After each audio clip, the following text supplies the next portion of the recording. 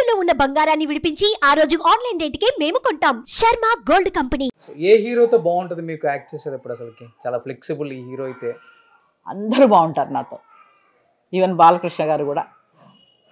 అందరు అంటారు కదా ఆయన కోపం ఎక్కువ అది ఇదని, ఏమీ లేదండి.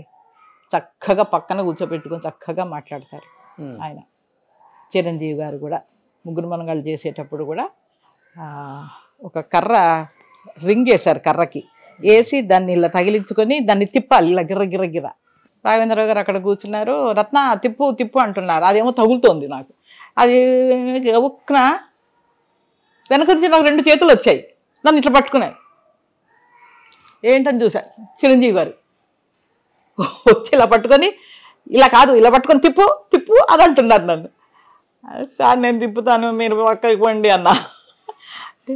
కాదమ్మా నేను చూపిస్తానమ్మా, మీరు తిప్పండి అని చెప్పి ఇలా పట్టుకొని ఇలా గిర్ర తిప్పించాను అనమాట. అంత సరదాగా ఉంటాడు ఆయన. ఓకే. అలాగే ఆ సినిమా చేసేటప్పుడు లాస్ట్లో మీరు సినిమా చూసుంటారు కదా, చిరంజీవి గారి మీద పాము కూర్చుంటుంది. అవునవును.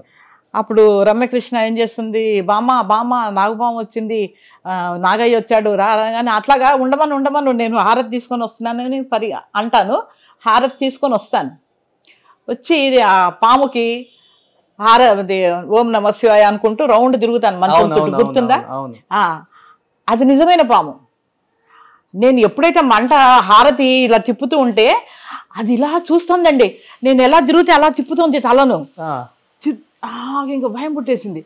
ఓం నమ శివాయ ఓం నమ శివాయ అంటే అదేమనుకుందంటే మంట అంటే భయం కదా పాముకి. ఒక్క దెబ్బ కొట్టిందండి, బడేమని పడేసా. నేను ఆ ప్లేట్ అలా పడేసి పరుగు అక్కడి నుంచి నేను పైన అంటే కింద మెట్ల మీద పరుగు. చిరంజీవి గారు ఒక ఒక్కలే అయ్యయ్యో ఆవిడ పారిపోతున్నారు, పట్టుకోండి పట్టుకోండి అంటున్నారు. ఏమిటి పట్టుకునేది, నేను ఉండను నేను పోతా, వెళ్ళిపోయా. రాజేంద్ర గారు అందరూ అక్కడ కూర్చొని సేమ్ మీరు ఎలా నవ్వుతున్నారు అలాగే నవ్వారు వాళ్ళు.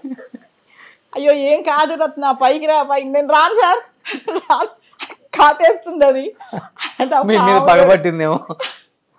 పాములోడు వచ్చి నయమ్మా కుచ్చునే కడతా ఉసుకో టాకా డాల్ దియే హమ్ అని చూపిస్తున్నాడు నాకు. ఓకే. కుట్లేసాం మేము, ఏం చెయ్యదు మిమ్మల్ని అని అంటే, కాదు కాదు అది చూడ ఎలా చూస్తుందో అని నేను.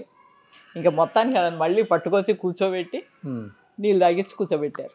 అదొక ఇన్సిడెంట్ అసలు మర్చిపోలేము. బాలకృష్ణ గారితో ఏదైనా మంచి మెమరబుల్ మూమెంట్ ఉందా? బాలకృష్ణ గారు నేను అది లక్ష్మీ నరసింహ సినిమా చేస్తున్నాం. అక్కడెక్కడ గచ్చిపోలి దగ్గర మాడవయ్య వాళ్ళ ఇల్లు, అది చాలా పెద్ద హవేలీ. అక్కడే మా షూటింగ్ మొత్తం అక్కడే జరిగేది. ఆ ఇంటి ఓనరు అది పాత బిల్డింగ్ అండి. వర్షం వచ్చింది, బాగా వర్షం వస్తే పెచ్చులు ఊడిపోతుంటే బాలకృష్ణ గారు అన్నారు, ఏంట్రా బాబు ఈ ఇల్లు బుక్ చేశారు మీరు, మొత్తం ఊడిపోయి పడుతున్నాయి అని అంటుంటే ఆవిడ అంటుంది, ఓనరు మీరు సముద్రంలో ఉన్నారు, ఉండి ముసలిని చూసి భయపడితే ఎలాగా అన్నాడు. ఈయనకు అర్థం కాలేదు బాలకృష్ణ గారు. అదే ఏమంటుంది అన్నాడు. నేను చెప్పా, సముద్రం వెళ్ళి మీరు ముసలిని చూసి భయపడుతున్నారు ఏంటి అని అంటున్నారు. ఓసి దీని అమ్మ,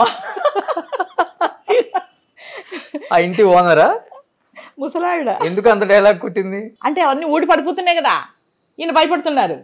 భయపడుతుంటే ఏంటి ఇవన్నీ పడిపోతున్నాయి మా మీద, మేము చచ్చిపోతామేమో అని చెప్పారు కూడా. వెళ్ళి చెప్తే అప్పుడు అంటుంది ఆ ముసలావిడ ఈ మాట అనగానే, ఏమంటుంది అంటే అప్పుడు నేను తెలుగులో చెప్పా. ఓకే. దీని అమ్మ అంటే ఇగో నా మీద పడి చచ్చిపోవాలి మనం, దీని నుంచో షూటింగ్ చేసి దీనికి డబ్బులు ఇచ్చి. ఆసిన్ బామ కదా దాంట్లో, ఆసిన్ బామ. అవును గుర్తుంది నాకు. అదే కారపొడి చల్లుతాం. అవును బాలకృష్ణ. అవును అవును.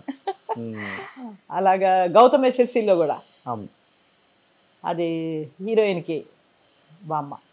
నేను నవదీప్ కాదు, హీరోయిన్ అమ్మాయి పేరు ఏదో ఉంది, ఆ అమ్మాయికి అందులో పచ్చళ్ళు పెడుతూ ఉంటాను. అవును. అక్కడ డైలాగ్ ఉంది, నేను ఎప్పటికైనా సరే రామోజీరావు గారిని మించిపోవాలి పచ్చళ్ళు పెట్టి. అవును. క్రియా పచ్చళ్ళు కాదు, ఈ మిమ్మల్ని ఈ గెటప్ లో ఉంటే తొందరగా గుర్తుపట్టరు, కానీ ఆ గెటప్ అయితే తొందరగా గుర్తుపట్టేస్తారు. అంటే విగ్గులు పెడతాగా, ఇంట్లో ఉన్నాయా విగ్గులు కూడా రెడీ? నేను చేయించి పెట్టుకున్నాను. ఎన్ని చేయించుకున్నారు? అంటే ఎక్కువ సినిమాలకైతే వాళ్ళే ఇస్తారమ్మా, టీవీ సీరియల్స్ మనమే చేయించుకోవాలి. ఓకే. అలా నేను టీవీ సీరియల్స్ చేయించుకుంటాను. సుమన్ టీవీలో మీ పర్సనల్ అండ్ బిజినెస్ ప్రమోషన్స్ కోసం కింది నెంబర్కి కాంటాక్ట్ చేయండి.